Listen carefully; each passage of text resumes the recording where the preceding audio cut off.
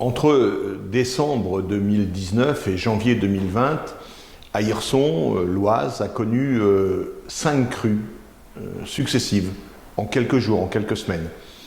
Cet hiver également, la hauteur d'eau a sensiblement monté et force est de constater que l'arasement ou l'effacement du seuil Pasteur, du seuil du Moulin Vert ont permis finalement d'éviter que le gland ne déborde, que le centre-ville soit inondé. Et lorsqu'on s'interroge sur l'efficacité de cette opération, l'entente interdépartementale de lutte contre les inondations a calculé que cela avait permis de faire baisser le niveau de la rivière d'1 mètre. Et 1 mètre, dans une maison, c'est une catastrophe. 1 mètre, c'est ce qui fait qu'une rue est inondée ou pas inondée.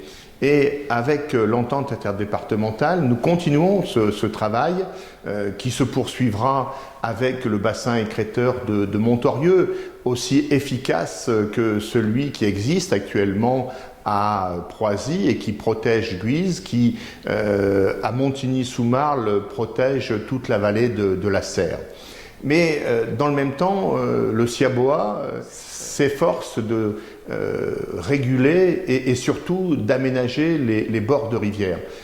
Après chaque crue, on le voit, les arbres tombés viennent obstruer les ponts, ce sont des embâcles.